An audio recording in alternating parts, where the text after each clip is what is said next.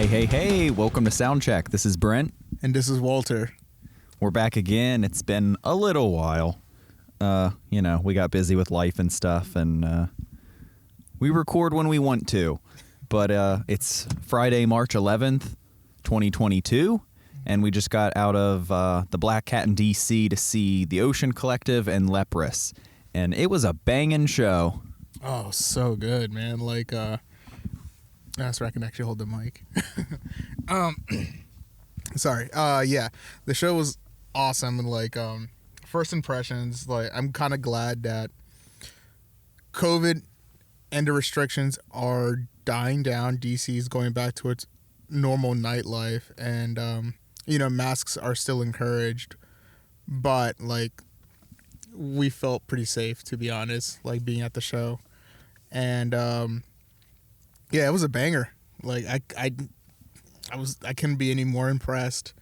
It was pretty easy going into. The only thing that sucked was finding parking, though, because we decided to actually drive to DC instead of Uber like we normally do to avoid parking. But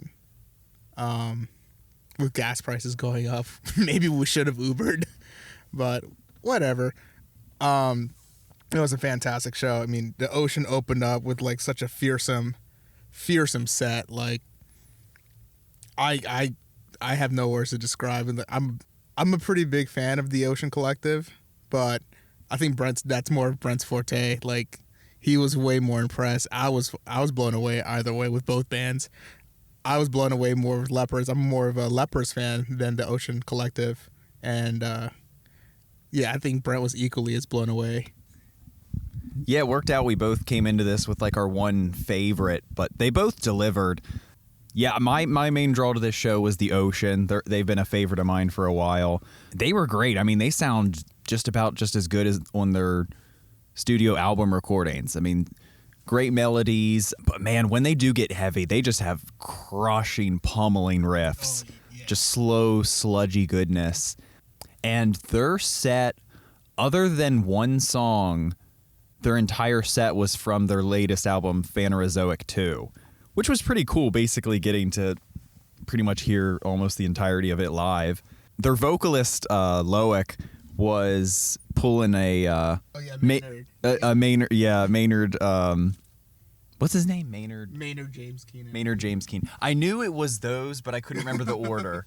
The Ocean Collective derives a lot of influence from Tool, at least from what I can hear. A lot of their delay and melodies just sound very Tool-esque, or as I like to say sometimes, very Tool-y. What the vocalist does is he hangs around the back, and then he hangs around the back for most of the show, but he will come up front, actually interact with the crowd. I mean, I think he not crowd surf, but he literally was he was literally held up by the crowd. I was expecting the crowd to kind of move him around, but he literally was stagnant in one place once he got on the hands of the crowd. Also, this is a little side note for us. As we were entering the venue, we were looking around, and we realized we're getting old. We saw a lot of people within their I guess late 20s, early 30s, and maybe even mid and late 30s, and we were just kind of wow, is this really the crowd that we're going to be associated now? But either way, our hearts are still young. I think that's all that really matters. We still have a drive for heavy music and good music. There was still a lot of good energy. This was a prog show, so there wasn't going to be any mosh pits. There was one close to one happening at the end of the Leprous set, but it was mostly people just kind of thrashing their bodies back and forth, getting into the movement. Yeah, that's about it. One thing I did notice too is a lot of people were either wearing way too much cologne to cover up what they probably smelled like, but man, it just smelled what's a good cologne brand? Maybe Polo Ralph Lauren. Yeah, I was worried it was a prog show. That's kind of how the crowd goes. They differ between genres and subgenres. But yeah, there was a point where everyone was just looked like me in terms of age and dress. And I was just has metal lost its edge? Is it just boring now? Are we all just tired office workers? We'll have to go to like a deathcore show next or something. Yeah. Be back around the youth. There was one moment I noticed where the vocalist got hit right in the mouth by the bassist. He swung his instrument back and hit him, and because there was a part where he was supposed to be singing and he just wasn't. He just went off into the back, and then when he came back for a bit, he was holding his mouth, but he recovered pretty quickly because then he was right back into it. But yeah, I was really excited to see the Ocean. Last time I saw them was Summer Slaughter 2013. Oh, yeah. Where Pelagio had just come out and their whole set was basically that. And that was super fun. And the Ocean and Leprous mentioned tonight their first time playing in DC. Which was great. I loved it. Which was super awesome. Actually, the last time we were at Black Cat, it was our first show during COVID, like after restrictions were getting lifted and concerts were just happening.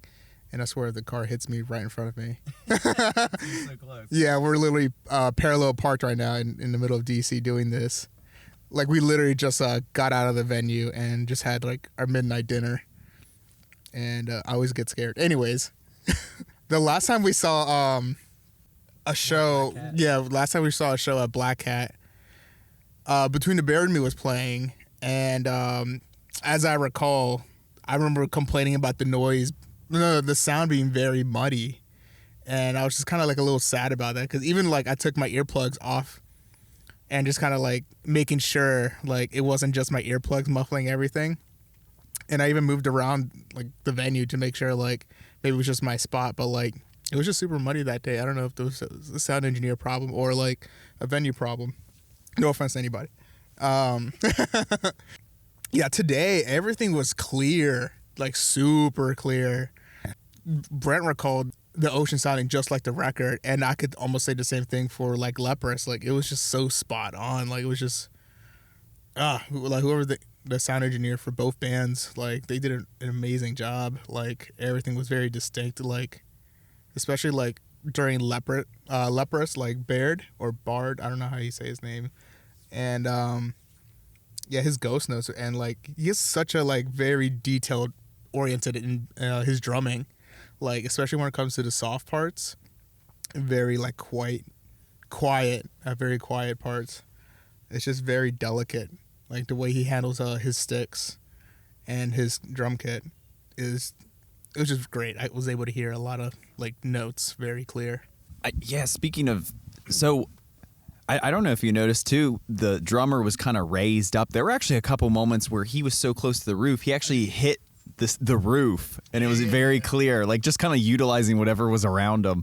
The last time I remember seeing Leprous was at Soundstage, and I don't remember who else it was with. I remember liking them, and when I got into them, I listened to their whole discography, and I liked them. I didn't become like a diehard fan, but I was really impressed with them tonight, and I'm definitely going to check them out and just really dive back into it again. I was so impressed with just every member. They were all just like a whole band of multi-instrumentalists. Yeah. The vocals just had so many catchy hooks. And other than the drummer, every person hopped on more than one instrument. There wasn't a moment that everyone wasn't just like constantly moving around the stage, utilizing every inch of it, using every instrument. Everyone hopped on the keyboard. There was like a moment where the bassist and the lead guitarist were sharing the keyboard, and the bassist was doing this like deep rumbling bass effect with it, and then the lead guitarist was doing like the melody on it. I think he was messing around with an 808 from what I could see. Like, that's how they got like those super deep bass, like wow. And then there was a moment where the rhythm guitarist joined the drummer. He got his own pair of sticks, and they were both on the drums together. There was an electric celloist who was awesome and contributed a lot to the atmosphere and the tone. And just, they were very dynamic. Just every instrument was really utilized. And like you were saying earlier with the drummer, not just that they were hopping around instruments, but also just how they used them all. Like the drummer, he was aggressive, rhythmic, but also had a lot of subtlety. It was very soft. And I'm not kind of used to hearing that with drummers, especially not in the metal scene. But yeah, they were just able to create a whole range of sounds throughout the songs. And especially like when the way they compose their music, like they would have like a lot of parts that are drawn out, but it's like not drawn out to the point where you get bored of it because they're layering other melodies on top of that, and eventually like what they started off with just became way more iconic than what you thought it would be. I don't know, to me my favorite song from them is The Sky Is Red, and it's especially like the end part where you kind of hear like the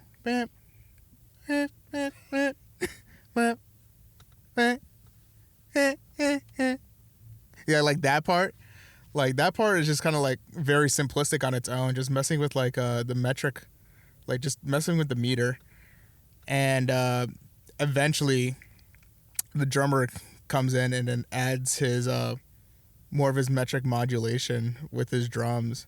And then eventually he does his snare roll, and then everyone joins, and that part just becomes way heavier than you thought it would be. I forgot how long they repeat it for, but like you just kind of don't want it to stop. And when it stops, they have such an awe with everything where it ended at the perfect time, and then it just goes silent and you just feel satisfied, but not satisfied enough where you don't want to hear it again. At least to me, like I will put the whole song on repeat just to hear that build up again. It was a great show. 9.5 for me, just because the cologne smell.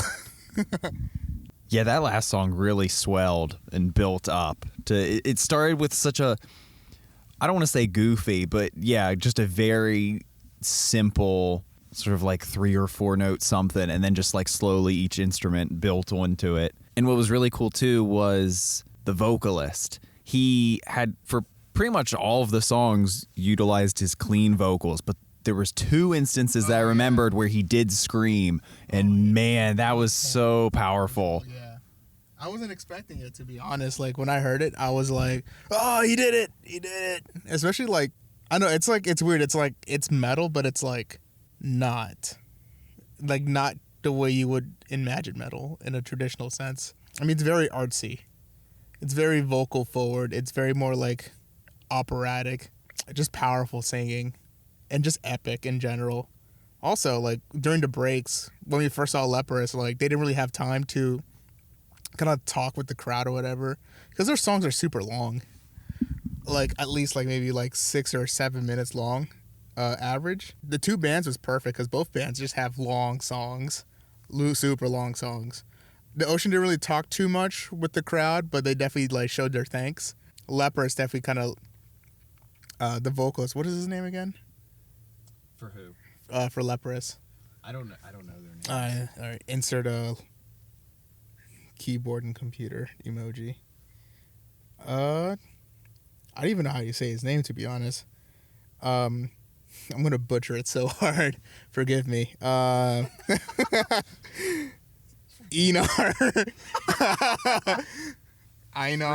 Forgive me. Einar Solberg. All right, I'm gonna go home Solberg. But like his personality, he seems like a really friendly dude. His sense of humor is a little dry, but like in a good way. Like when he didn't get the response from the crowd that he wanted, he was like, He like low key shamed the crowd. He low key shamed the crowd, yeah. Oh, I think when he was asking how everybody's doing, everyone just like did the typical woo, and he was like, I don't know how to discern that. And then he asked again, and everyone's like, oh, okay, I get it, good, yeah. And then like thumbs up, he's like, there we go. Something I can understand. And I thought it was also kind of playful, where he was like, what song do you want us to play? And everyone's shouting out the songs. I was shouting out songs that I wanted to hear. And he was like, it doesn't matter. We're playing what we were going to play. That's pretty funny. Yeah, it was definitely nice. I like the shows where there's not too many bands jam-packed, because the Ocean set was an hour. Mm-hmm. Leprous had just over an hour and a half. Mm-hmm. And like you mentioned, they're proggy, artsy bands. They've got these long, flowing, sweeping songs. They it really helps when they get the time to air it all out. And yeah, they're not the most like conventionally metal bands, but thankfully prog is pretty open to kind of like what they'll accept. And there's a lot of bands that are kind of within the metal scene, but they're kind of more so there because their technicality and musicianship maybe than their outright heaviness. Oh yeah, they're like Leprous is definitely not technical, excluding the drummer. The drummer's technical is AF for both bands, like the good drummer, good band type of rule. But like as far as like guitar work, like they were more playing with rhythm than anything. There were like not really like complicated riffs. It was just kind of like just being syncopated with each other, and like just capturing the entire vibe. Like especially with Leprous, like their guitar parts are not complicated whatsoever. They just play with a lot of like odd meters, and like that's what kind of makes them unique.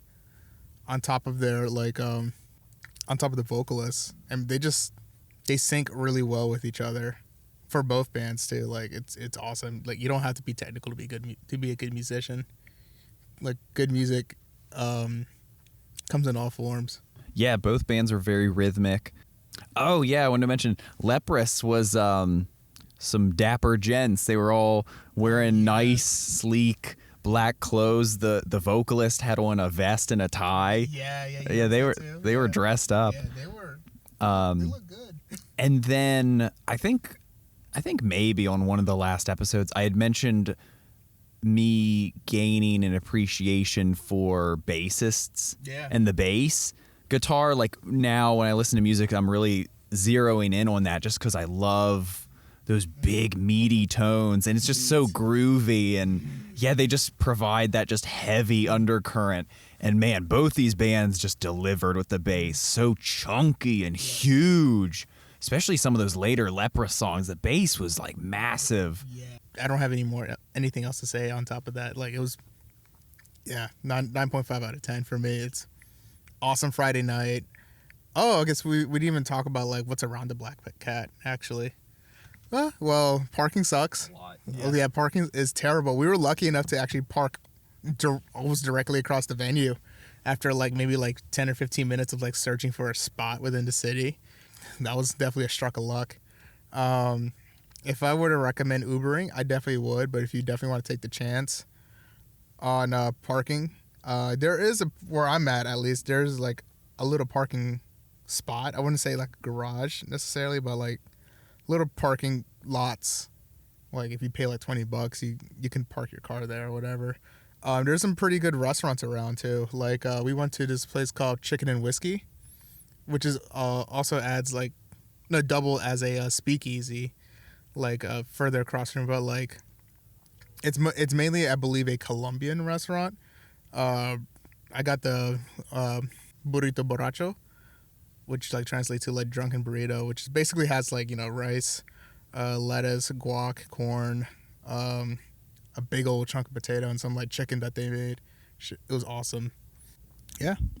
Yeah, I would give this show, I'd say a 9 out of 10. It was a great show. Both bands were great.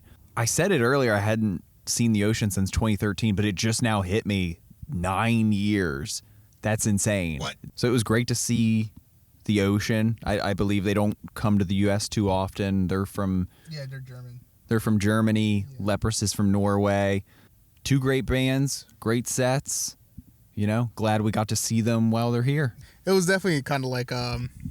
It was a pleasure seeing them, to be honest. They're both tight. I can't say any bad things about them, to be honest. Like, actually, I can say one bad thing about them. I didn't get enough. Yeah. I couldn't get enough of it. If that was my one like complaint. Yeah, I guess I really, if anything, could have improved for me for the Ocean set. Just would have been rad if they also had an hour and a half set, or ended on like an older song, like something from Pelagial. I was maybe kind of holding out on. That would have been pretty cool. I think they kind of prefer playing like their most current work and sort of sticking to that. But yeah, I think that's all I got. That was an awesome show. Super fun night. I'm Brent. And I'm Walter. And this is Soundcheck. Good night. Signing off. See ya.